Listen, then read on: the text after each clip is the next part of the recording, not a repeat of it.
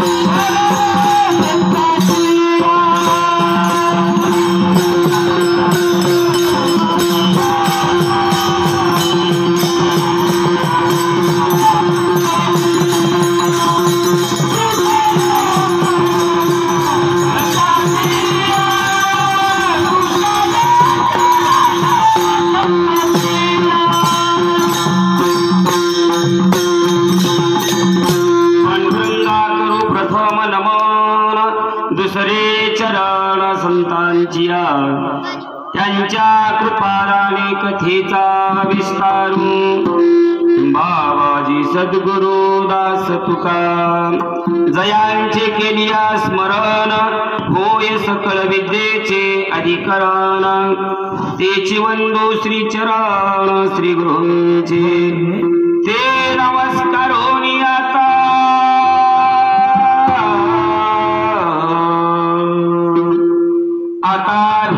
विलासिनी जे चातुर्यार्थ कला कामिनी ते श्री शारदा विश्वमोहिनी नमिनी मजरुदयी सद्गुरुजीने तारिलो हा संसार पुर म्हणून विशेषा त्या ध्रुवे कावरी आता हृदय ह्या फुले चौफारून या भले वरी वैसौ पाऊले श्री गुरूंची अलंकापुरी रम्य सिंहासनास्तं पदां भोजतेजं पुरदीक प्रदेशं विदिन्द्रादिदेव सदा स्तूयमानं समाधिस्थमूर्ति भजितानदेवं भजे वज्रेक मंडलं समस्त पाप खंडनं समस्त चित्तरंजनं सदैव नंदनंदनं सुपिचगुच्छमस्तकं सुनादवेलुहस्तकं अरंगरंगसागरं नमामि कृष्णनागरम् ओम नमो ज्ञानेश्वरा करुणा करा दयाला तुमचा अनुग्रह लादलो पावन झालो चराचर मी कळा कुसरी काहीच नेने बोलतो वचने अति भाविकाय का जनार्दनी तुमचा दास त्याची आस पुरवावी नमो सद्गुरु तुझ्या ज्ञान दीपा नमो सद्गुरु सच्चिदानंद रूपा नमो सद्गुरु भक्त कल्याण मूर्ती नमो सद्गुरु भास्करा पूर्ण कीर्ती अधिष्ठान जेते प्रतिष्ठान देका तिथे जन्मदातो गुणातीते का तयाचे निनावे चुके जन्म व्यथा नमस्कार माझा गुरु एकनाथा आता नमो रंग भूमिका कीर्तनी उभे होती लोका टाळ मृदंग श्रोते देखा तया माझे नमो दंडवत विठ्ठल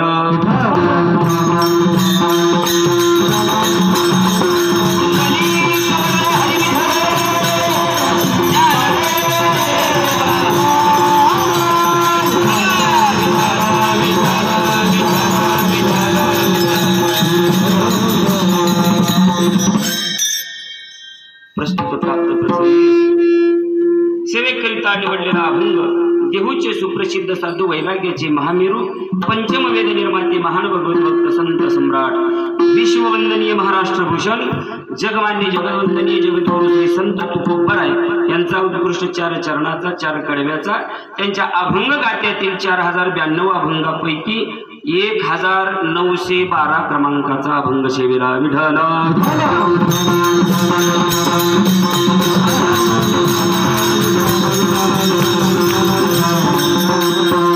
प्रारंभ करण्यापूर्वी अल्पशा परिहाराचा अखंड हरिनाम सप्ताह ग्रंथराज ज्ञानेश्वरी पारायण 16 मौजे देवडी पुण्य पावन असणारी नगरी भगवान परमात्म्याच्या पंचक्रोशीतलं हे गाव आणि या नगरीला तुम्हा सर्व संत मायबापांचा दर्शनाचा योग माझे सहकारी मित्र विष्णू भोसले तुमच्याच गावातील आणि समाधान शिंदे हे सहकारी आम्ही एकत्र काम केले एकत्र राहिलोय आम्ही 2-3 वर्ष आणि त्यांच्या माध्यमातून ही आलेली सेवा आणि या चालू वर्षामधील 5व्या दिवसाचे हे कीर्तन रूपी पुष्प भगवत चरणी समर्पित करण्याचं भाग्य माझ्यासारख्या पामराकडे आलेलं आहे न पात्रता ना अधिकार ना योग्यता तरी सुद्धा सर्व ग्रामस्थांच्या प्रेमातून ही आलेली सेवा आणि त्या सेवेकरता निवडलेला अभंग आहे जगद्गुरु तुकोबरायांचा 4 चरणाचा असा उत्कृष्ट अभंग आहे यथामती यथा अवकाश या अभंगावरती चिंतन मांडण्याचा प्रयत्न करायचा आहे विठ्ठल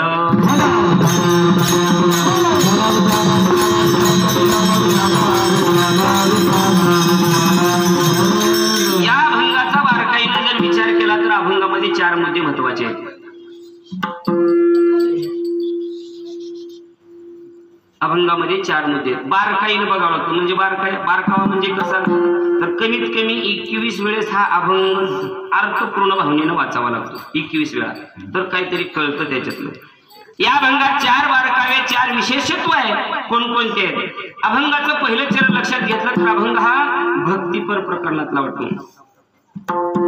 3ऱ्या चरणाचा विचार केला तर अभंग वैष्णवपर प्रकरणातला वाटतो 4थ्या चरणाचा विचार केला तर अभंग नामपर प्रकरणातला वाटतो आणि अभंगामध्ये 1 शब्द 2 वेळेस आलेला आहे म्हणून अभंग एकविधपर प्रकरणातला वाटतो आताच्या अलीकडच्या भाषेत बोलायचं झालं तर 4 in 1 4 मुद्दे ज्या एकाच अभंगात असा हा विशेष तुकोबरायांचा अभंग विठ्ठल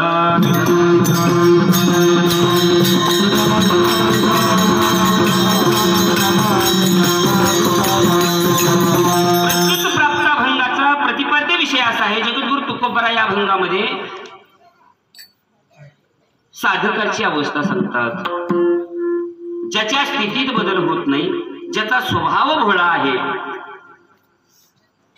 त्याच्या स्थितीमध्ये बदल होत नाही त्याचा नाशही होत नाही पण ज्याचं पुण्य संपलं ना त्याचा मात्र नाश होतो आणि गर्भवासाचं दुःख आमच्या विष्णुदासांना नाही कारण का गर्भवासाचं दुःख नाही कारण ते भगवान परमात्म्याच्या नामरूपी नौकेमध्ये बसत असल्यामुळं त्यांना गर्भवासाचं दुःख नाही आणि ही नामरूपाची नौका कशी आहे तर त्या नामरूपी नौकेचं विशेषत्व किंवा विशेष लक्षण शेवट चरणामध्ये 4थ्या चरणामध्ये महाराज वर्णन करतात महाराज म्हणतात ही नौका म्हणजे भगवान परमात्म्याचं नाव खरंही आहे आणि बरंही आहे तुका म्हणे खरे नाम विठोबाचे बरे असा सरळ सरळ अभंगाचा भावार्थ आहे विठ्ठल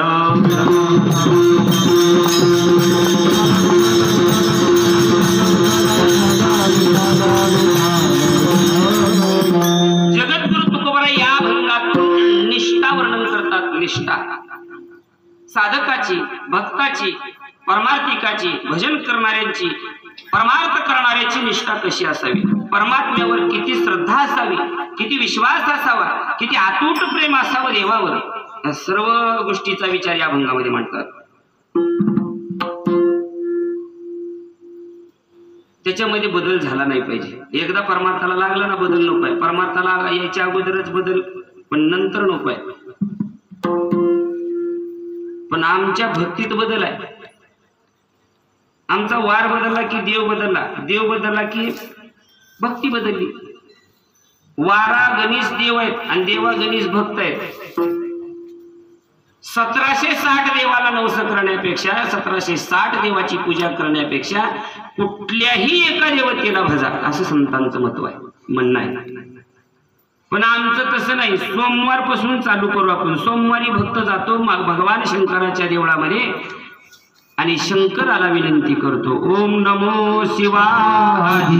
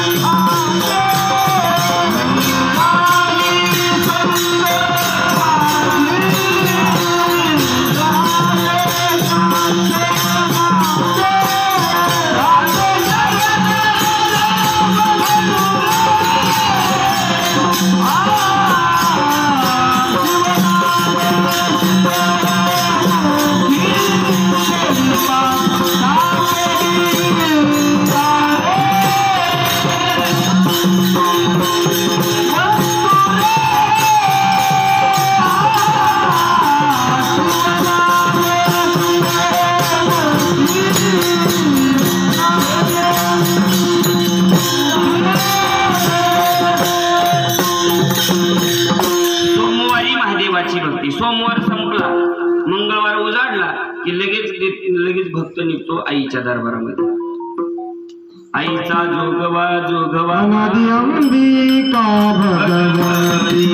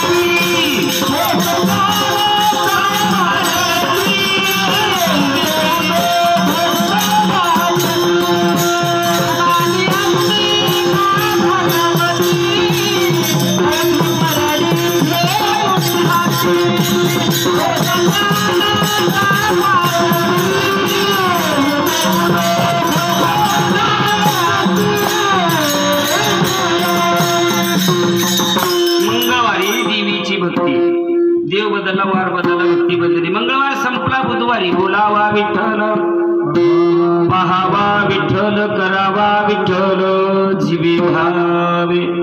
बुधवार संपला, गुरुवार सुरू झाला. 3 शिरे 6 हात, फक्त तया माझे दंडवत काके झोळी पुढे श्वान नित्य जानवीचे स्नान. गुरुवार संपला, शुक्रवार. हे वाराचे अभंग आहेत. भजनी मंडळ ध्यानात घ्या. भजनी मालिकेमध्ये वाराचे अभंग आहेत. वार बदलला की देव बदलतो.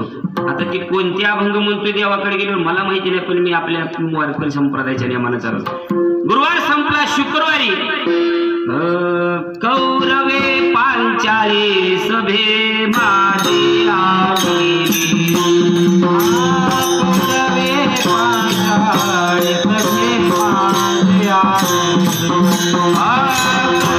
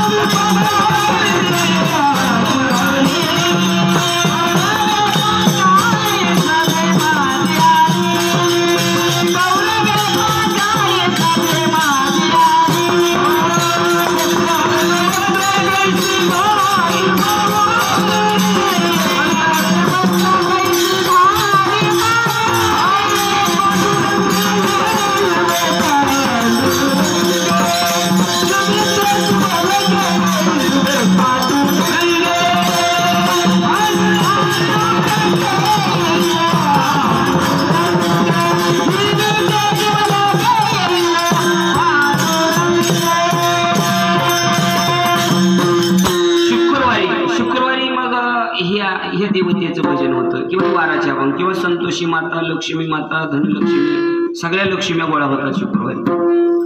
शुक्रवार संपला, शनिवारी हनुमंतरायाच्या देवळामध्ये वात तेल घेऊन जातो. शरण शरण हनुमंता तुम्हालो रामदूता काही भक्तीच्या त्या वाटा मजदावा सुखदा. शनिवार संपला, आता फक्त एक वार राहिला सुट्टीचा, ठीक आहे. आणि सगळे देव संपले, सगळे वार संपले. आणि ह्याही वाराला, रविवारला सुद्धा देव बदलतो आणि भगवान खंडेरायाच्या मंदिरामध्ये जातो. अहं वागा सोहं वागा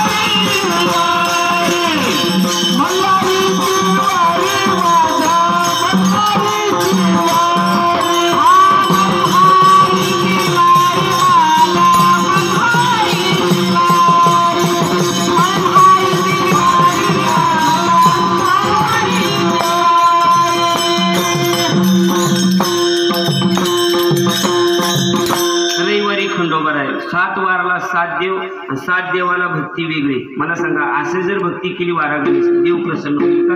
नाही होणार. याला ज्ञानोबारांनी झटका दिला ज्ञानेश्वर मध्ये अध्याय क्रमांक 13 ओवी क्रमांक 821. ऐसा खंड भजन करी उगालो हे क्षण भरी अवघे निगावद्वारी आहे वजैसी. मग एका साधकाने विचारले का हो तुकोबाराय तुम्ही म्हणता दिवसाला तुम्ही देव बदलता दिवसाला भक्ती बदलता मग तुम्ही तुमच्या म्हणण्यानुसार आम्ही इतर देवाला जायचं नाही का? इतर देवाची भक्ती करायची नाही का? तुकोबाराय म्हणतात इतर देवाला जा जरूर जा इतर देवाची भक्ती करा पण कशी करा? त्या प्रत्येक देवतेमध्ये आमचा पांडुरंग परमात्मा बघा. धरियली सोंगे अवघीने पांडुरंगे. सगळ्या चराचरामध्ये सगळ्या देवतेमध्ये पांडुरंग परमात्मा आहे असं समजा. जुने कीर्तनकार एक दृष्टांत सांगायचे. एखादी अनाथ मुलगी आहे तिला कोणीच नातेवाईक नाही कोणीच नाही. तिचं लग्न झालं ती सासरी ज्या वेळेस नांदायला जाते ना त्यावेळेस ती अनाथ लेकरू कोणाला तरी आई मानतं कोणाला तरी वडील मानतं कोणाला तरी भाऊ म्हणतं कोणाला तरी बहीण कोणाला तरी काकी कोणाला तरी मावशी कोणाला तरी मामी कोणाला तरी मामा कोणाला तरी काका काकी सगळी नाती कोणाला तर मानते ना. पण पती मात्र एकालाच मानते. पतीची मर्जी राखावी म्हणून तिची पतीची सेवा करते. पतीचा जिव्हाळा म्हणून सासुऱ्याचे साईजे येरवी वाहिजे चामाची मोठ. त्याच नवऱ्यानं जर म्हटला पुण्याला फ्लॅट घेतलाय पुण्याला राहायला जायचंय ती म्हणेल का हो सासऱ्याची सेवा कोण करल सासूबाईला चहा कोण देईल म्हणेल का? नाही म्हणणार. कारण पतीचा जिव्हाळा म्हणून सासुऱ्याचे साईजे. पतीवर प्रेम आहे म्हणून सासू सासऱ्याची सेवा आहे. जसं ती अनेक नाती अनेकांना जोडू शकते पण पतीचं नातं जसं एकालाच जोडते एकालाच पती मानते ना त्याच पद्धतीनं या जीवनामध्ये आल्यानंतर कुठल्याही एकाच देवाची भक्ती करा.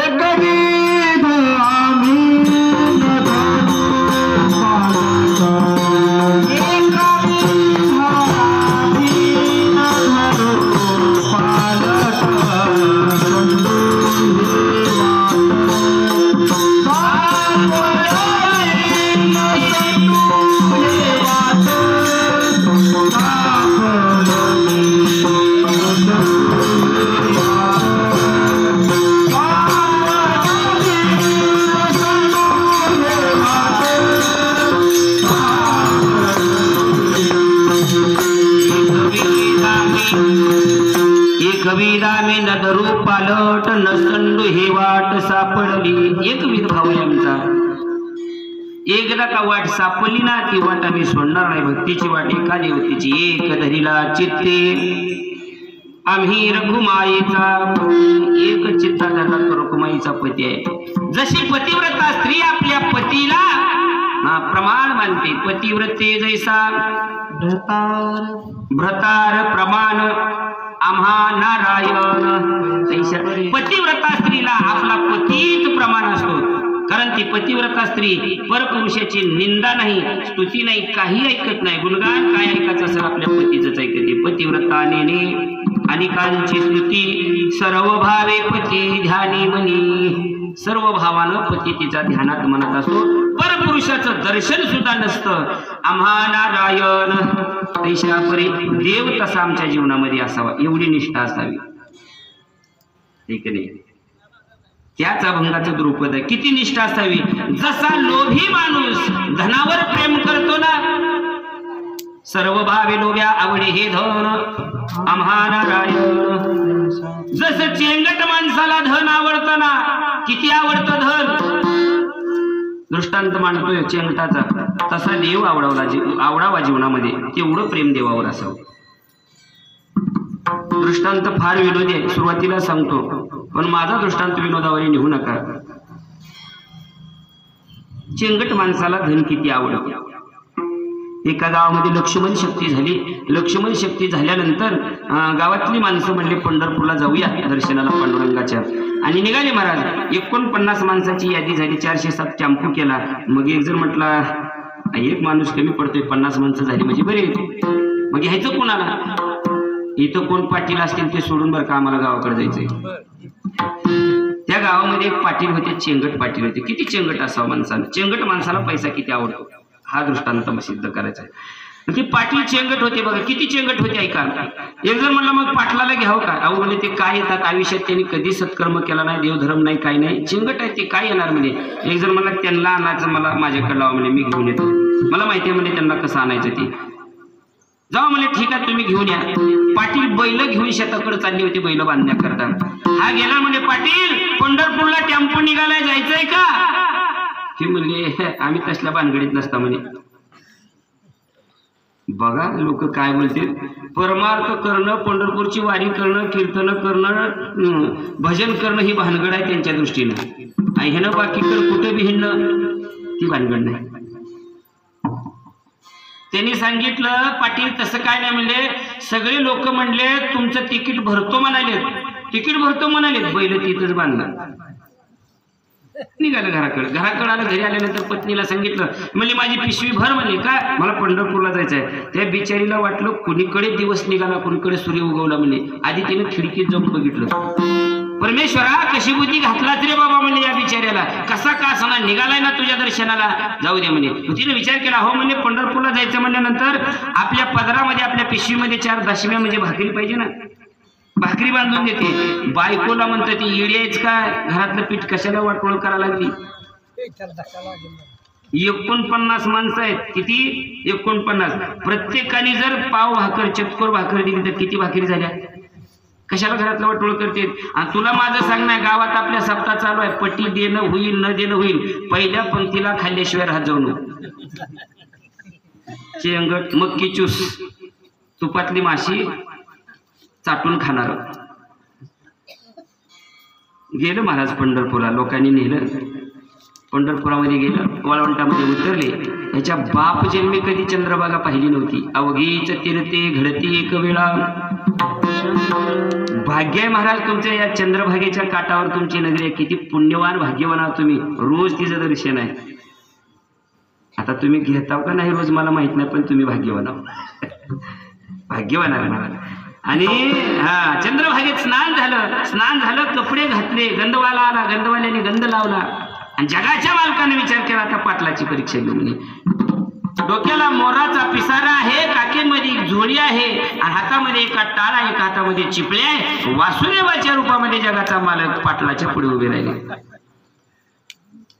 वासुदेव करीतो फेरा,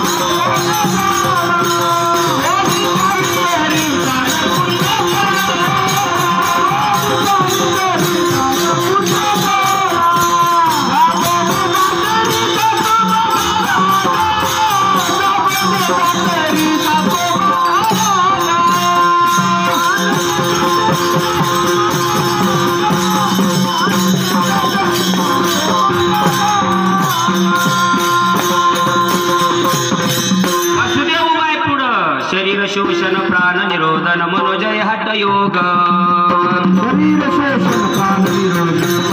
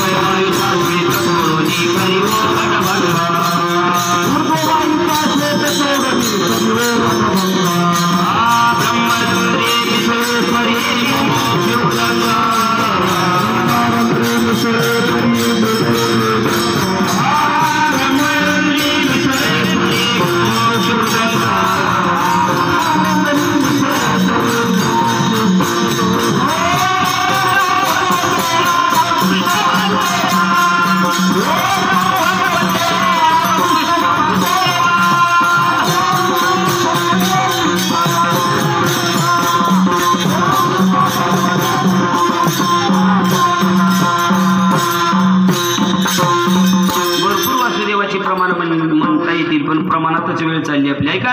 असा वासुदेव पाटलाच्या समोर उभा राहिला पाटलाला बोलावले जा कुणी काहीतरी दान पुण्य करा जा बनेला तरी जातो महागारा. पाटलाला म्हणजे काहीतरी दान पुण्य करावं लागते चंद्रभागेत आल्यावर.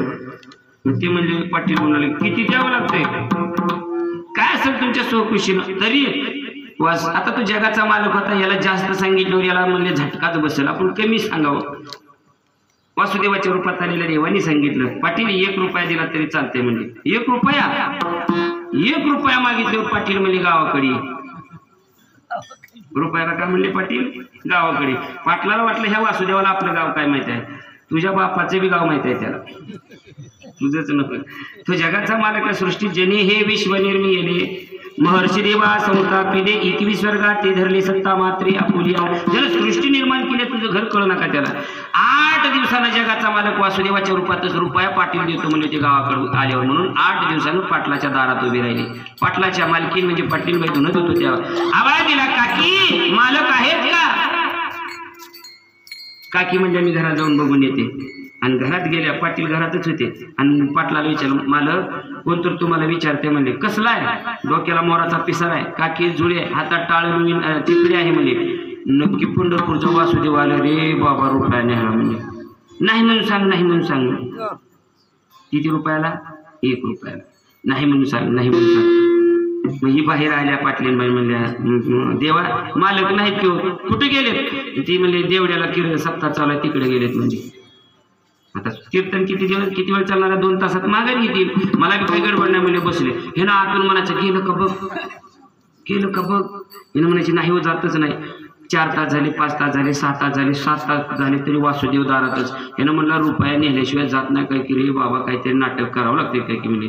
बायकोला बोलून घेतलं म्हणले तू आता एक काम कर काय करू तू आता पांढरी 4चा स्वर धरण रड म्हणजे विनाकारण अगं मी मेलो म्हणून रडायला आवाज ऐकून तर ही निघून जाईल.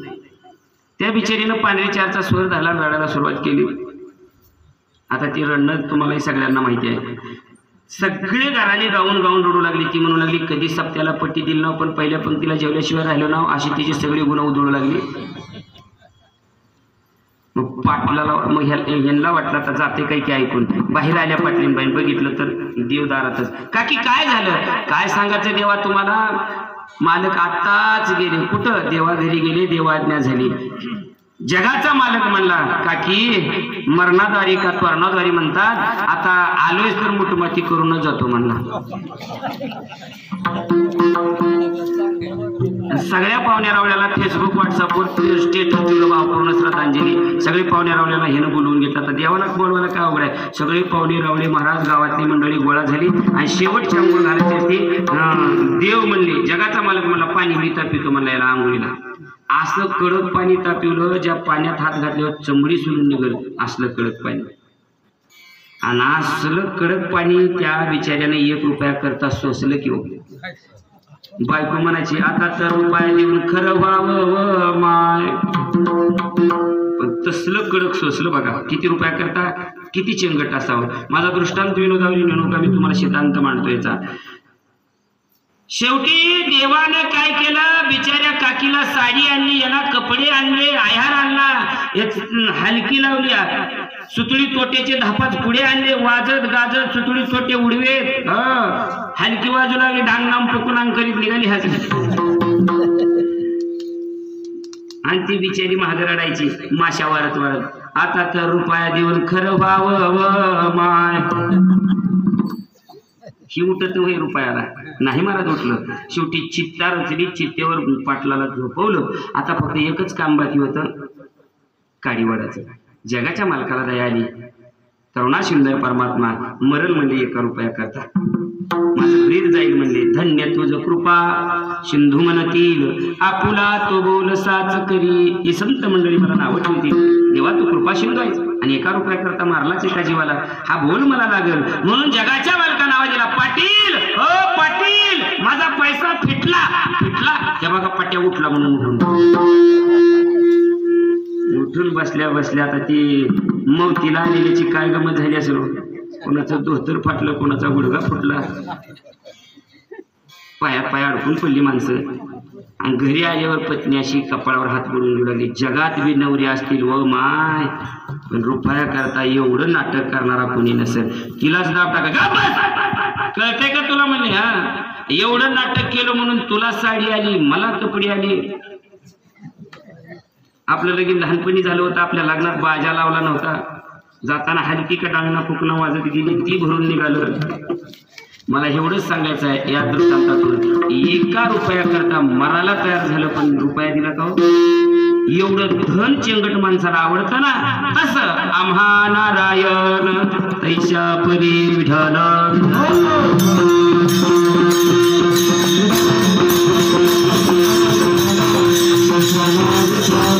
निष्ठा असावी परमार्थामध्ये, देवावर निष्ठा असावी. महाराज एका राजकीय पुढाऱ्याच्या पत्नीची मुलाखत एका पत्रकाराने घेतली. म्हणले ताई तुमची मुलाखत घ्यायची, म्हणजे घ्या की. बरं म्हणले तुमच्या मालकाबद्दल थोडंसं आम्हाला 4 शब्द सांगा. मग त्या ताई सांगू लागले, आमच्या मालकाचं काय सांगायचं, म्हणजे अगदी सरपंचापासून ते अगदी आता मंत्रीपदापर्यंत पद भूषवित आहेत. म्हणजे आमचे किती फ्लॅट आहेत, किती जमीन आहे, किती बंगले आहेत, किती प्रॉपर्टी आमची आम्हालाच माहिती नाही. म्हणजे आम्ही कधी तर घरी जेवतो, नाहीतर 12 महिने हॉटेलात गेलतो. श्रीमंती सांगू लागली. मग त्यांनी दुसरा प्रश्न केला, ताई जाऊ द्या म्हणे, हा प्रश्न झाला. पण आमचा दुसरा असा प्रश्न आहे, आम्हाला असं कळालं की तुमच्या मालकानी काल परवा 4 दिवसामध्ये म्हणे पक्ष बदलला. म्हणे पहिल्या पक्षातून दुसऱ्या पक्षात गेले, त्याच्याबद्दल 4 शब्द सांगा. त्या पत्नीनं उत्तर दिलेलं आहे का? तिनं म्हणले पक्ष बदलणं त्यांच्या तत्वाचा प्रश्न आहे, पक्ष बदलणं त्यांच्या तत्वाचा प्रश्न आहे. आज या पक्षात जातील, उद्या त्या पक्षात जातील, परवा त्या पक्षात जातील, अजून माघारी रिटर्न त्याच पक्षात येतील. तो त्यांच्या तत्वाचा प्रश्न आहे. नशीब त्या बिचाऱ्यानं अजून मला बदललं नाही.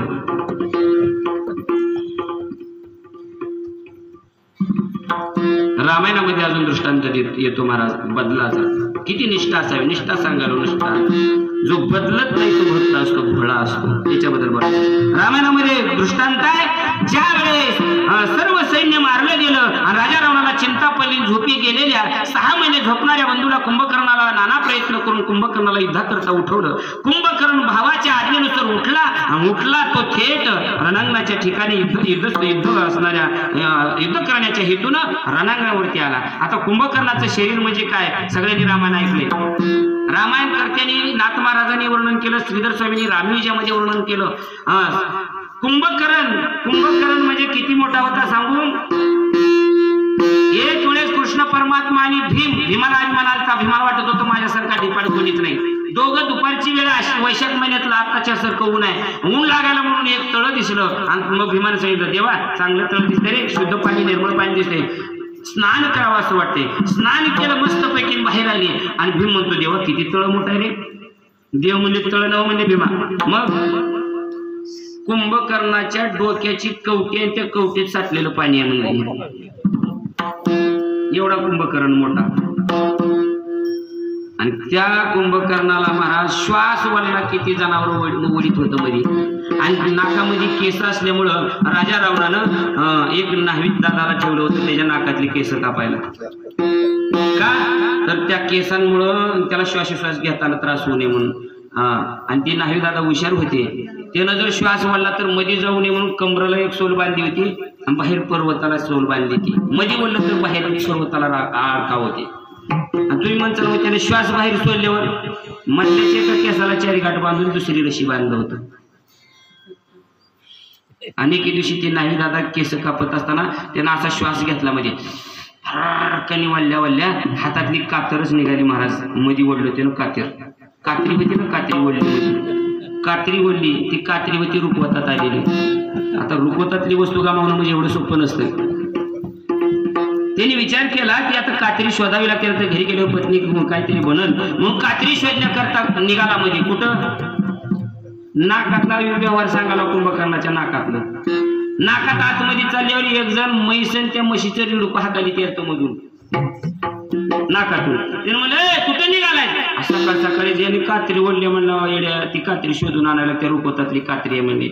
ती म्हणला चल येड्या, गेल्या वर्षी म्हैसन रिडूप ओढले औंधा सापडले म्हणले, तुझी कातर कवा सापडायची. एवढा बलाढ्य कुंभकर्ण कुंभकर्ण आणि कुंभकर्णाच्या हाताला गंधमादन नावाचा वानर आला. हातात घेतल्याबरोबर आपल्या हातात जशी आळी घेतल्यावर आळी तर आपल्या किती विशाल स्वरूप आहे तसा तो गंधमादन वानर हातामध्ये दिसू लागला. गंधमादन त्याच्या नावाचा अर्थ धरलाय त्याच्या शरीराचा श्वास फुलासारखा येत होता तो गंधमादन वानर. आणि हातात धरला वानर आणि कुंभकर्ण बोलतोय वानरा तुझं जीवदान तुझा प्राण माझ्या हातात आहे पण मी म्हणतो तेवढं जर म्हणलास तर तुला जीवदान देतो तुला वाचवतो. फक्त मी म्हणतो ते म्हणायचं. काय म्हणायचं? फक्त मी रावणाचा एवढंच म्हणायचं. काय म्हणायचं? मी रावणाचा. तो माकड होतं पण निष्ठावान होतं. वानर होतं पण निष्ठावान होतं. मी रामाचा. अरे मन रावणाचा. मी रामाचा. मन रावणाचा. मी रामाचा. काय येडायचं म्हणजे का रावणाचा म्हणत नाहीस? त्यानं सांगितलं रामाचा न म्हणता जर रावणाचा म्हटलो तर माझ्या जीवेचे 100 तुकडे होतील. शतखंड माझी होईल रसना जर या वचना पालटेल. मी जर रामाच्या वचनाला बदल केला पलटलो तर माझ्या जीवेचे 100 तुकडे होतील. एवढी निष्ठा होती वानरामध्ये महाराज. विठ्ठल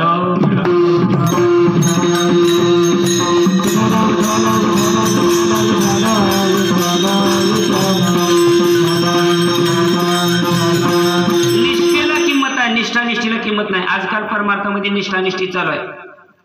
निष्ठा राहिलीच नाही लोकांची. बाह्य परमार्थ वाढला बघा. बाह्य रंगाचा परमार्थ. भले टपुऱ्या माळा घालतील लांब लचक गंध लावतील पण कीर्तन सुटल्यावर लोकांच्या मिरच्या वाढतील. का उपयोग? बाह्यरंगाचा परमार्थ नको आहे. अंतरंगाचा पाहिजे. निष्ठेचा परमार्थ पाहिजे. सांगू तुम्हाला किती निष्ठा असावी. महाभारतातला भाग सांगतो तुम्हाला. कर्णाला बदलण्याकरता कर्णाचं मन परिवर्तन करण्याकरता आणि कर्णाला पक्ष बदलाला लावण्याकरता जगाचा मालक गेलता कर्णाकडे. कर्णा पांडवांच्या बाजूने पण आला का कर्ण पांडवांच्या बाजूला? याला निष्ठा म्हणावं. पण आमची माणसं सकाळी भात खातील एकाचा आणि दुपारी मत देतील तिसऱ्यालाच. कळत नाही महाराज. ही निष्ठा नाही महाराज. निष्ठा पाहिजे. निष्ठा म्हणून असा निष्ठावान जो भाविक असतो भक्त असतो ना त्याचा स्वभाव कसा आहे? अभंगाचं पहिलं चरण.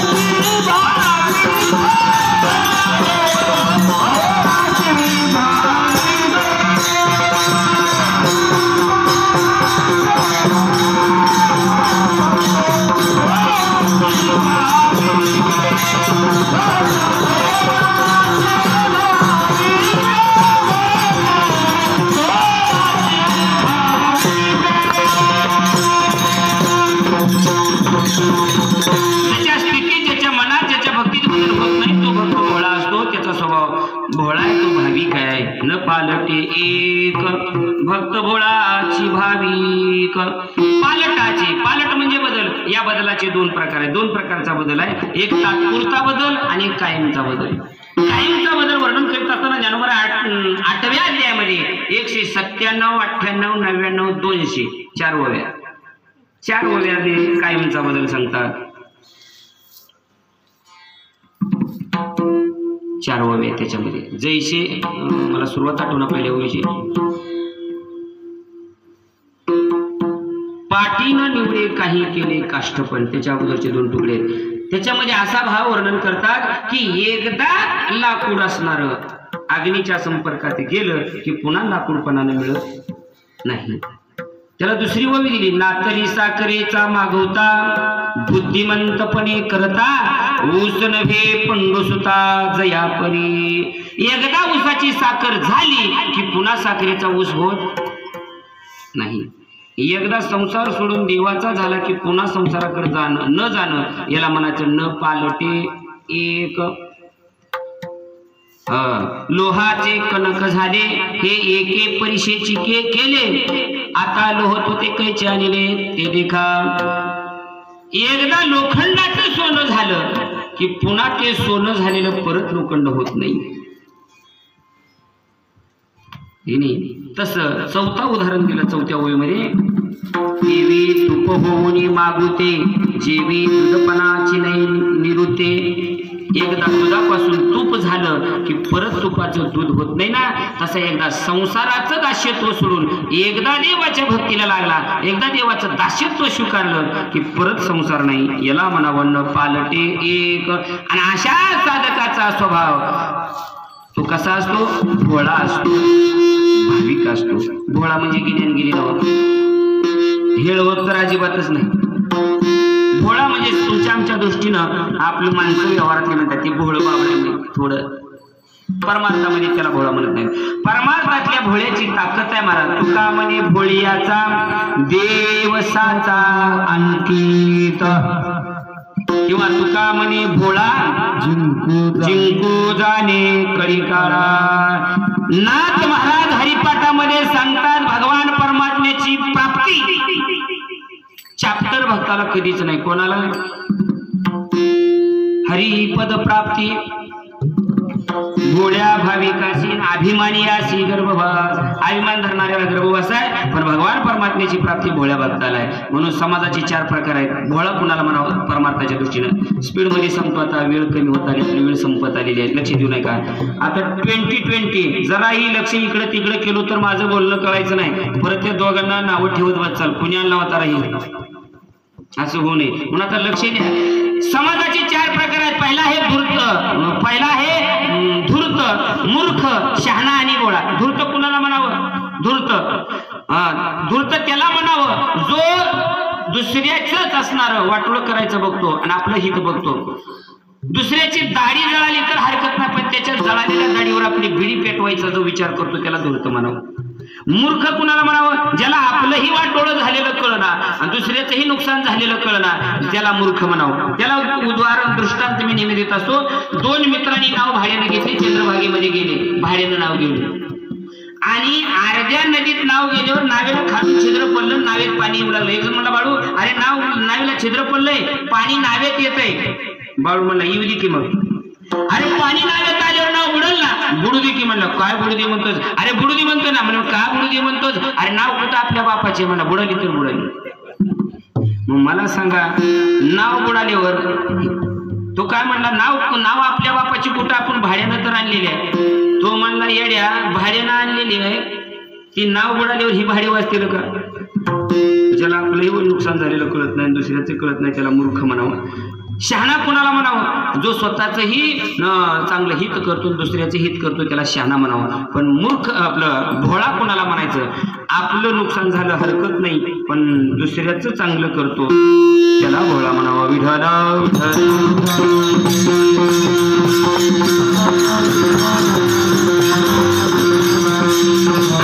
भोळा महाभारतामध्ये होऊन गेला. त्याचं नाव आहे राजा धर्मराजा.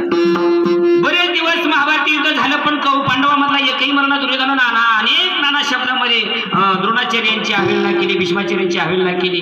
द्रोणाचार्याकडे असणारा दुर्योधन गेला म्हणजे अहो काहो इतके दिवस युद्ध केलं, खाता माझं गाता त्यांचं, एक पांडव मरणा तुमच्याच्यानं.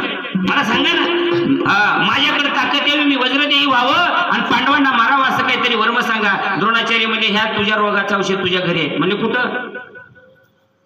तर धर्मराजाला माहिती आहे म्हणजे हे धर्मराजाला विचार. लगेच दुर्योधन धर्मराजाकडे आला, दादा मला द्रोणाचार्यांनी पाठवले. कशाला पाठवले? मी वज्रदेही व्हावं, तुम्ही मरावं आणि आमचा विजय व्हावा, हे वर्म सांग. काय सांगायचं आहे लक्ष देऊ नाही का? दुर्योधनाला काय विचारतोय दुर्योधन, काय सांगायचं धर्मराजाला की दुर्योधन वज्रदेही झाला पाहिजे, पांडव मेले पाहिजे. कोणाला सांगायचं? धर्मराजाला वर्म सांगायचं आहे. नात्र्या भागवतामध्ये ववी देतात त्याला, करावया पांडव निर्दाळन, वज्रदेही व्हावया आपण, वर्मकुशे दुर्योधन धर्मासत्य वचन नवदे. धर्मासत्य वचन वदले नाही, धर्मानं खरं वर्म सांगितलं. दुर्योधना या रोगाचं औषध तुझ्या घरी आहे. काय रे दादा म्हणले, द्रोणाचार्य बी माझ्याच घरी म्हणतात, तुम्ही माझ्याच घरी म्हणतो, औषध तर सांगा मला. धर्मराजाने सांगितलं, मी नक्की औषध सांगतो. ऐक, तुझी आई गांधारी आपला पती होणारा भावी पती आणलाय म्हणून तिनं डोळ्यावर पट्टी बांधली. त्या डोळ्यानं पतिव्रता धर्म स्वीकारला आणि पतिव्रता धर्मामुळे तिच्या डोळ्यामध्ये अमृताचा वर्षव होतोय रे दुर्योधना. फक्त तू तिच्या समोर नग्न अवस्थेमध्ये गेलाच ना, एकदा तुझ्या आईनं पायाच्या नखापासून डोक्याच्या केसापर्यंत पाहिलं ना दुर्योधना की तू वज्रदेही होशील. झाला नव्हता का दुर्योधन वज्रदेही? जाणता सगळ्यांना कथाभाग माहिती आहे. जगाच्या मालकांना अडवून जाऊन विमान केलेली प्रतिज्ञा राखण्याकरता ती वल्कल वेष्टन करायला लावली, तो भाग वेगळा. मला सांगायचंय काय, वज्रदेही होण्याचं वर्म आणि पांडवांना मारण्याचं वर्म दुर्योधनाला कोणी सांगितलं? आपलं नुकसान झालं तरी हरकत नाही, दुसऱ्याचं कल्याण करणाऱ्याला भोळा म्हणावं. भक्त भोळाची भाविक विठोबार कुमार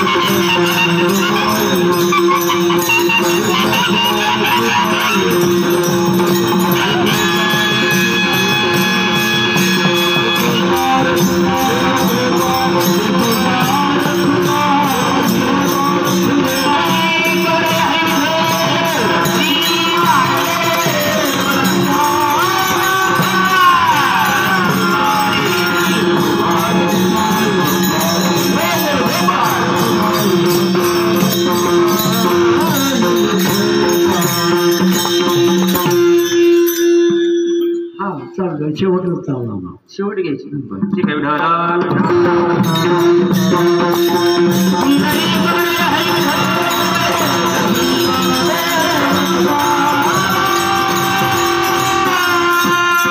म्हणून तुकोबाई संतांच्या भक्ताचं वर्णन, तो भोळा असतो, भाविक असतो, ज्याच्यात बदल होत नाही ना. भक्त भोळाची भाविक.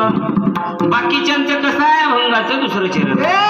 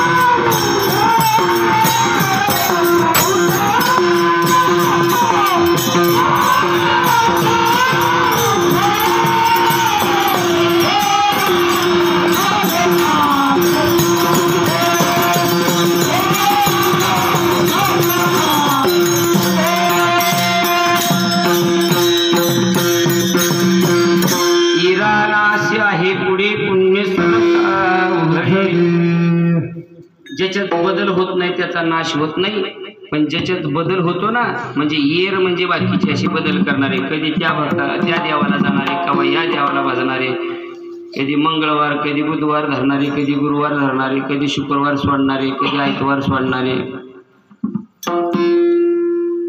असे कायम बदल करत असणारे इरा नाश हे पुढे बाकीच्यांचा नाश आहे.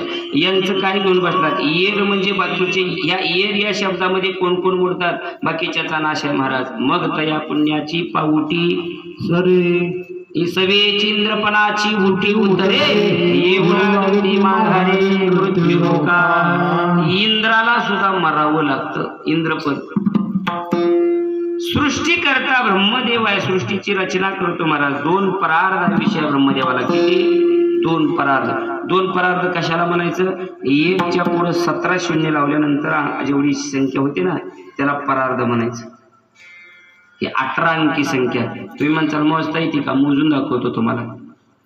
एकक, दशक, शतक, हजार, 10,000, लक्ष, दशलक्ष, कोटी, 10 कोटी, अब्ज, खर्व, निकर्व, महापद्म, शंकू, जलदी, अंत्य, मध्य आणि परार्ध. 12 आणि 6 18. असं 2 परार्धाविषयी ब्रह्मदेवाला आहे. तो ब्रह्मदेव सुद्धा मरतोय दादानो. तुमची 60 वर्षाची अगरबत्ती कुठं वावळायची तरी दिमाग दाखवतो. माझ्यासारखा गावात कुणी नाही वाटतं. येड्या गेले रे. ज्यांचे आयुष्य नो हे देखा तेही देखा निमाले. नाथ महाराज म्हणतात इतरांचा पाड कोण नेमिले जाण चुकेले. अरे ज्यांच्या आयुष्याची गणना करता येत नाही ते मेले. हिरण्यकशिपूला किती आयुष्य होतं? राजा रावणाला किती आयुष्य होतं? नामदेव महाराजांचा प्रसिद्ध अभंग आहे. हिरण्यकशिपूचा आयुष्य सांगतो. एक अर्बुद साठी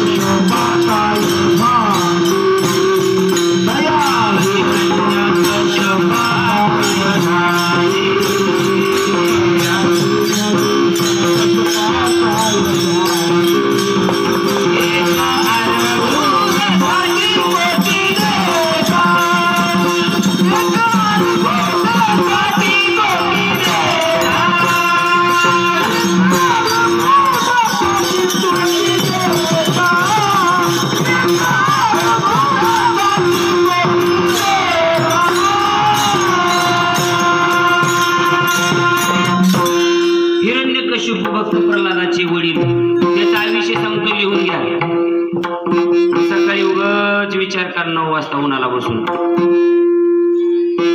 एक अर्बुद. अर्बुद म्हणजे 10 कोटीच्या पुढची संख्या. एक अर्बुद 60 कोटी 30,10,700 वर्षे 9 महिने एवढा आयुष्य हिरण्यकशिपूला. कधी दिसला का तुम्हाला पंढरपूरला गेल्यावर यात्रेला? नाही ना, दिसला नाही याचा अर्थ तो गेला म्हणजे गेला. तया हिरण्यकश्यपा काही झाले राजा दशरथाला 14 चौकड्या लंकानाथा. प्रभू रामचंद्राचे वडील राजा दशरथ 99 सहस्त्र राया दशरथा. 14 चौकड्या आयुष्य रावणाला आणि 99,000 वर्ष आयुष्य राजा दशरथाला. तेही देखा निमाले. तेवढे मेले ना आपली 60-70 वर्षाचे दिमाग दाखवायले. म्हणून बाकींचा सगळा नाश आहे महाराज. इथं कुणीच ही मृत्यू लोक आहे. मृत्यू लोकात आलेला नाश होणारच. आश्रय नाश, परता नाश, स्वभाव नाश. उपजे ते नाशे नाशी देते पुनरुत्पत्ती दिशे काय यंत्र देशे पंचमेघा. जो जन्माला आला जन्म मृत्यूच्या सोहळ्या ठीक नाही देहाच्या गावा आलिया जन्म मृत्यूच्या सोहळिया आणि नाम नो धनंजया जयापरी उपजलिया पिंडा मरण सांगाते. जो जन्माला आलाय तो मरणार आहे, त्याचा नाश निश्चित आहे, म्हणून चिंता करायची गरज नाही. हा नाश निश्चित आहे. कसा नाश आहे? ब्रह्मदेवादी सगळ्या सृष्टीचा नाश होतो, कारण देहनाशिवंत हा देहनाशिवंत, देहाला स्वभाव नाश आहे की नाही. ब्रह्मदेवानी चौघाची निर्मिती केली बघा. कोणाकोणाची? मानव, बैल, कुत्रा आणि घुबड. चौघाला 40-40 वर्ष आयुष्य देऊन टाकलं. माणूस देवाकडे ब्रह्मदेवाकडे गेला, म्हणले देवा काय कळतं का? म्हणले 40 वर्षात किती वेळेस सरपंच व्हायचं, किती वेळेस निवडून यायचं, काय आयुष्य पुरते का? म्हणले एवढं. ब्रह्मदेव म्हणजे माझ्याकडे समान काय झालं? सम्मोहम सर्वभूतेषु नवे द्वेषी असतील प्रिया. सगळे मला सारखे आहेत, मला बदल करता येत नाही. त्या लोकांनी दिलं तर घेऊन बघा. मग बैलाकडे आला माणूस, म्हणले बैल दादा, हो बैल दादा. म्हणले बोला की, तुम्हाला 40 वर्ष आयुष्य लागतच का? म्हणले एवढं. बैल म्हणला कुणाला पाहिजे इथं? एकदा 2-3 वर्षाचं झालं आणि एकदा एक खांद्यावर शिवळ आलं ना, दांड जूब शिवळ काय तुमच्याकडे काय म्हणते ते एकदा आलं ना, मरेपर्यंत ते खांद्यावरच जात नाही. एवढं कष्ट करायला कोण मोकळा आहे? तुम्हाला किती पाहिजे? काय नाही, 20 वर्ष दिलं तर चालते. बैलाने 20 वर्ष देऊन टाकले. मग 2 नंबरचा नंबर लागला कुत्र्याचा. लगेच गेला कुत्रे दादा. कुत्र्याला सुद्धा दादा मनाची पाळी आली. कुत्रे दादा तुम्हाला आयुष्य एवढं लागतं का? कुत्र म्हणलं 20 वर्ष हाडहाड करून, 40 वर्ष हाडहाड करून घेण्यापेक्षा माझे 20 वर्ष घेऊन टाका म्हणून. शेवटी 3रा नंबर राहिला घोबडाचा. त्यांना म्हणलं तुमचं कसं आहे? लोक हाय या 40 वर्षात कोण माझं नाव घेणं बरं, तुम्ही तर घेतला आणि कोण तोंड बी बघ आता. 20 मला बी बाद झाले, 20 घेऊन टाका. खरं आयुष्य माणसाचं किती? 40. ह्या तिघांनी 20-20 दिले म्हणून 100 वर्ष झाले. 20 त्रिक 60 आणि 100. खरं आयुष्य माणूस 40 वर्षापर्यंत जगतो. 40 झालं, 40 ते 60 बैलाचं आयुष्य लागतं. म्हणून हे 40 ते 60 वयामध्ये बैलासारखं कुटुंबासाठी काबाड कष्ट करतं. बैलासारखं राब राब राब राब 60 वर्षापर्यंत. 60 वर्ष संपली, बैलाची संपली की 60 ते 80 कुणाचा विषय? कुत्र्याचं. कुत्र काय करतं? गावात चौकात भुकतच असतं नुसतं, wow wow wow wow wow काही. तसं ही 60 ते 80 नुसतं घरात वाव वाव वावच करतं. सून ऐक ना, वाव वाव वाव वाव. लेकरू ऐक ना, वाव वाव. हो नाही ऐकत नाही. आणि 80 ते 100 आयुष्य कोणाचं लागतं? घोबडाचं. बायको तोंड बघत नाही, सून तोंड बघत नाही, नातू सुद्धा तोंड बघत नाही. आजोबा घरात बसा मधल्या खोलीत का? माझा वाढदिवस आहे. मग मला बी बघू दे की. माझे मित्र बघ भेटतील मला तुमच्या तोंडाकडे बघत. त्याची चूक नाही, त्या आयुष्यच घोबडाचं आहे दादा. ही अवस्था आहे आपली. एरा अनाशी आहे पुढे पुण्य सरता उघडे. म्हणून मग तुमच्या भोळ्या भाबड्या भक्ताला नाश नाही का? नाश नाही. मग ते जन्माला येत नाहीत का? येतात ना. मग जन्माचं दुःख, गर्भवासाचं दुःख नाही का त्यांना? नाही ना. कशा? अभंगाचे 3ऱ्या गर्भवास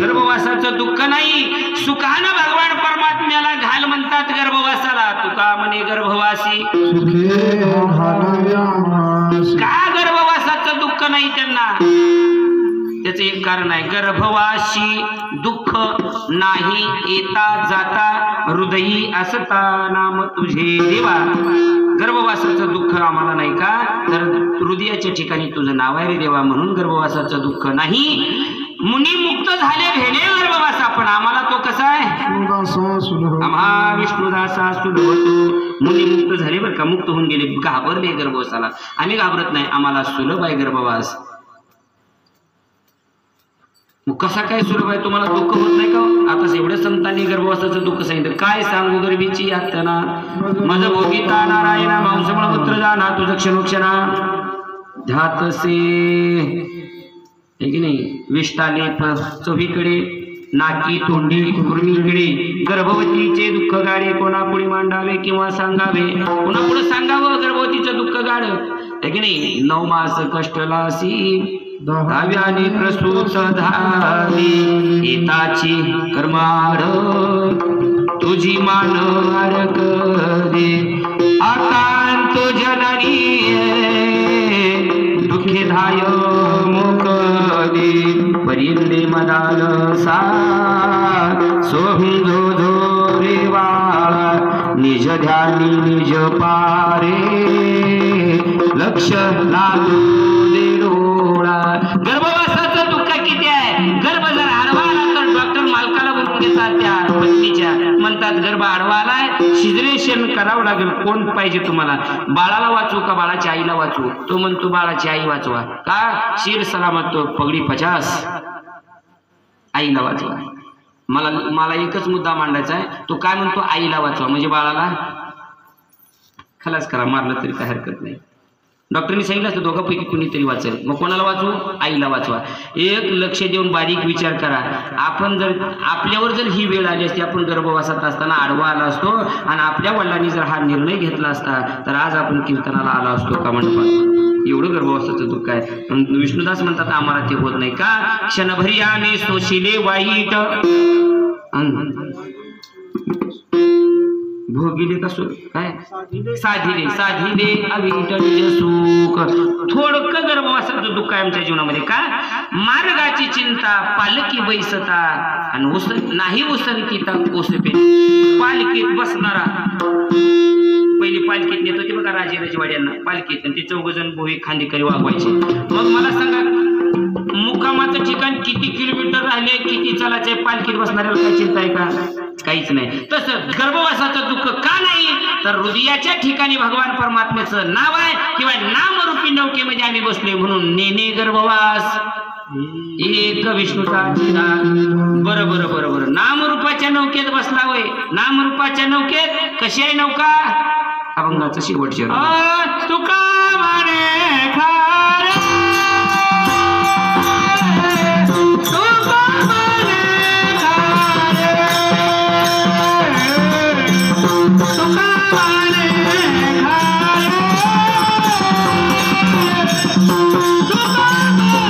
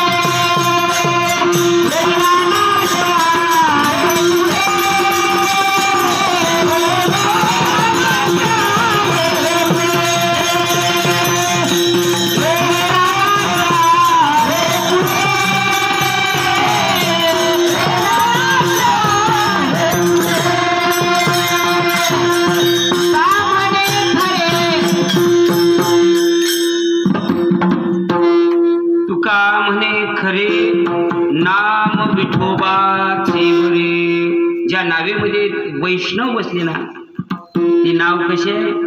खरी आहे आणि बरी आहे.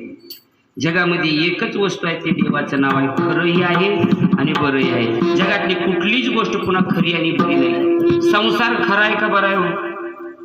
हो बरा बी नाही खरा बी नाही. तुम्ही विचारा संसारातल्याला, एखाद्याला जर विचारलं चौकात आल्यानंतर रामभाऊ कसं चाललंय, मग बरंच म्हणायचं. त्याच्यात तोंडावरच ओळखायचं खरं बी नाही बरं बी नाही. संसार खराही नाही बराही नाही. संसार खरा असता तर माऊलीनी लटिका व्यवहार म्हटलेच नसते. संसार खोटा आहे. आणि बरा म्हणला असता तर सगळ्यांनी सांगितलं असतं उग काय आला इकडे कीर्तनाला आणि भजनाला, राहा की संसारातच. कारण तो कल्याणाचं साधन नाही. म्हणून झाला 11 वाजले, 11चा टाइम झालाय आणि आम्हाला बी लांब जायचं, 200 किलोमीटर जायचं आता इथून. त्याच्यामुळं झालं 11 वाजले. फक्त 5 मिनिटामध्ये 1 कोटी माणसून सेवा समाप्त करतोय. का खरं आणि बरं.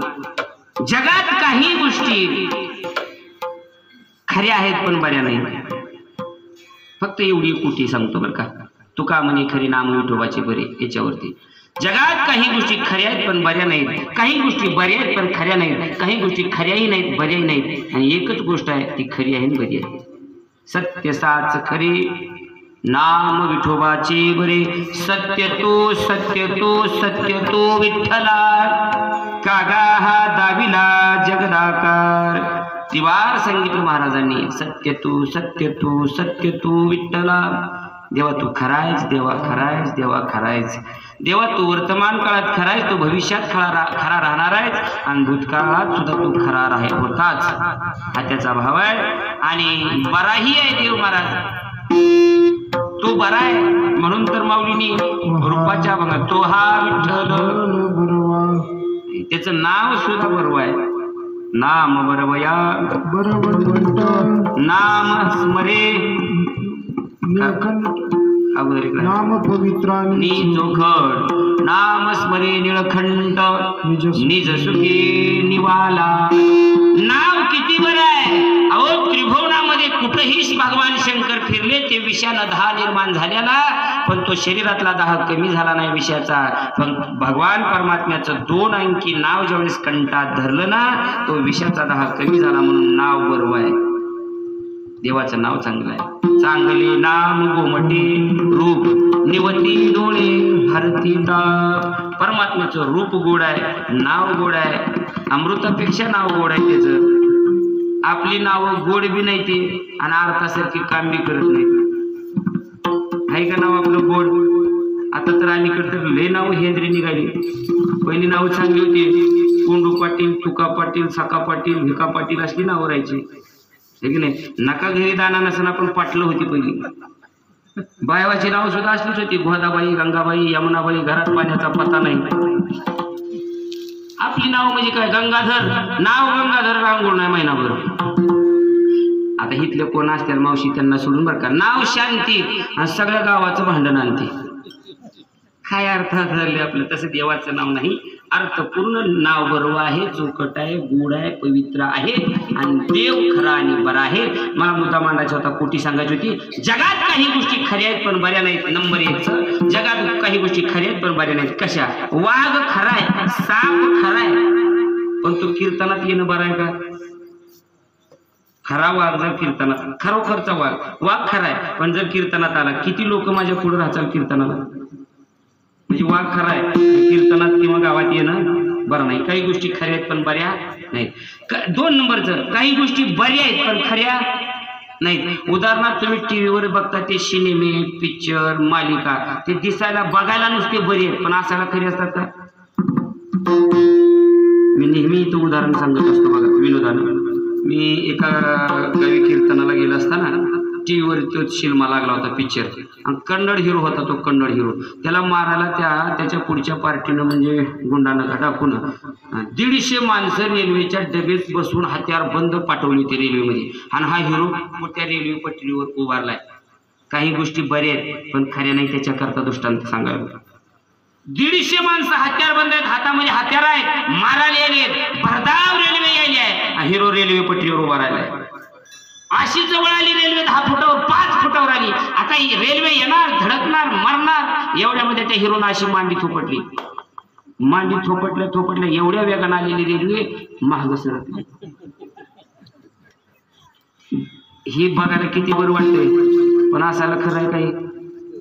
याच्या नुसत्या मांडी थोपटण्यानं जर एवढी वेगानं येणारी रेल्वे जर महाग जात असेल तर कारखान्याला लेबर मजूर लावायची, ट्रॅक्टर लावायची गरजच नाही. असले कर्नाटकमध्ये जायचे, 4-2 हिरो आणायचे, उचल कवळा टाक गावाने चलू दे कारखाना. म्हणजे काही गोष्टी बऱ्या पण खऱ्या नाही. 3 नंबरची गोष्ट आहे, काही गोष्टी खऱ्याही नाही आणि पर्यायही नाही. उदाहरणामध्ये घरात लहान लेकराला भीती दाखवण्याकरता केलेला बागुलबुवा, आईच्या दृष्टीनं तो खरा नाही आणि बाळाच्या दृष्टीनं तो बरा नाही. कारण आईला माहिती आहे तो बागुलबुवा आहे म्हणून खरा नाही, आणि बाळाला भीती वाटते म्हणून तो बरा नाही. म्हणजे काही गोष्टी खऱ्या नाहीत आणि बऱ्या नाहीत. फक्त जगामध्ये एकच गोष्ट आहे, ते म्हणजे देवाचं नाव. तुका म्हणे खरे नाम विठोबाचे बरे, ज्ञानेश्वर माऊली ज्ञानराज माऊली तुकाराम.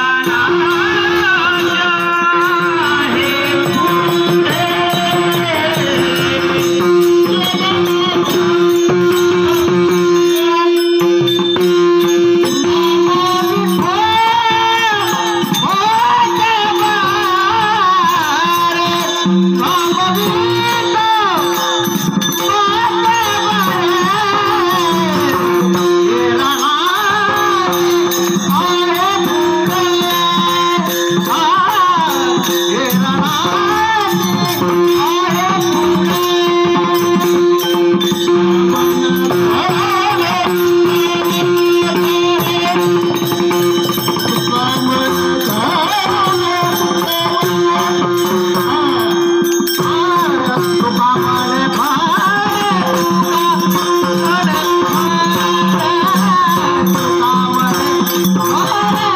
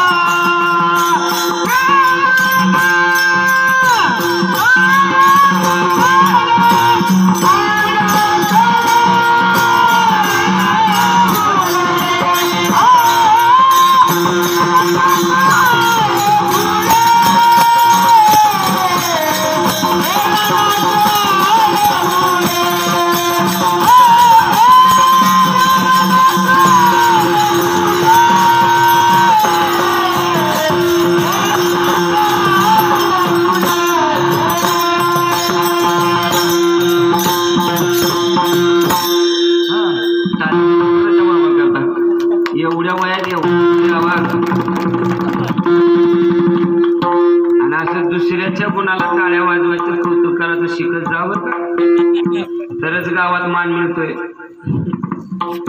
पण अलीकडं आपल्याला असं झाले लोकांचं खपना झाला की दुसऱ्याचं चांगलं झालं तर अजिबात भावना, दुसऱ्याची चाल चांगली जमून वाटते, दुसऱ्याचं कीर्तन चांगलेलं बघवत नाही, दुसऱ्यानं पकवान चांगला वाज. अहो शेजाऱ्यानं बांगला बांधायला बघवलं पोटात दुखायला.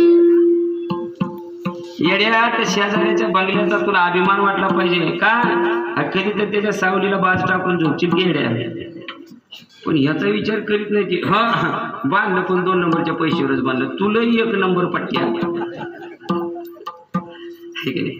म्हणून गुणाचं कौतुक करायला शिकत जावा.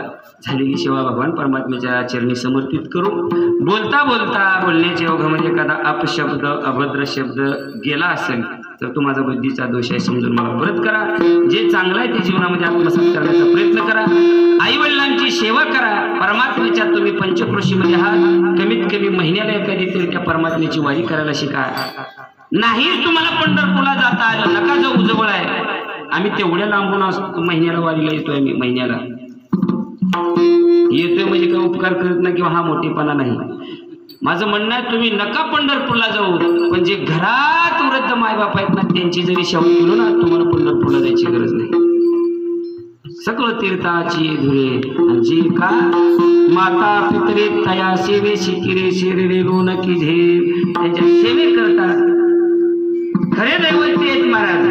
हा तुका म्हणे याशी सांगा कोणीतरी आणि विसरला हरी माये बा. कारण तुका म्हणे कैसे आंधळे हे जन गेले विसरून. खरे दैवत म्हणजे मायबाप आहे आणि खऱ्या देवालाच नाही विसरले. पैसेवाल्याने तर हाल केले मायबापांचे. वृद्धाश्रमात टाक, इकडं टाक, तिकडं टाक. मिमणीला सांभाळील, सासू सासऱ्याला सांभाळील, एखादं लांब कानाचं आकुड शब्दाचं शिपूट नसलेलं कुत्र सांभाळील. मायबाप सांभाळायचे अवघड आहे दादानो. फक्त फक्त जीवनामध्ये एवढंच करा, नका कुठल्या वारीला जाऊ, नका नाव घेऊ, नका भजनाला येऊ, नका सप्त्याला पट्टी देऊ, पण मायबापांची सेवा करा एवढं जाता जाता सांगन. आणि आईवडिलांची सेवा करा, सगळ्याशी प्रेमानं वागा. हाच परमार्थ आहे. तुम्ही किती केलो याला किंमत नाही, कसं केलं याला किंमत आहे. आयुष्यभर परमार्थ केला लोकांच्या चोऱ्या माऱ्या करून काय उपयोग आहे. थोडे परिनिरे थोडा असावं पण चांगला असावं. म्हणून आईवडिलांची सेवा करा. जाता जाता एखादा शब्द चुकला असेल तुमचं लेकरू असं समजून माफ करा. ज्याला 3 पोर असतील त्यांनी मला 4था समजा माफ करा चुकला असलं तर. ज्याला 2 असतील त्यांनी मला तुमचा 3रा समजा माफ करा. ज्याला 1च असेल त्यांनी तुमचा 2रा समजा माफ करा. ज्याला नसेलच त्यानं तुमचाच समजा वटीतच घ्या. आधी 7 बारा नावावर करा मग माफ करा. माफ करा. कारण आतापर्यंत जेवढं वक्तव्य मी केलं ते माझ्या सामर्थ्याने केलेलं नाही. मला बोलवणारा वेगळा आहे. आपुलिया बळे नाही मी बोलत, सखा कृपावंत वाचा त्याची, साळुंकी मंजूळ बोलत सेवानी, शिकविता धनी वेगळाची, कायल्या पामरे बोलावे उत्तरे, परित्या विश्वंभरे बोलविले, तुका म्हणे त्याची कोण जाणे कळा, वागवी पांगुळा पायावे विठ्ठल जे जे.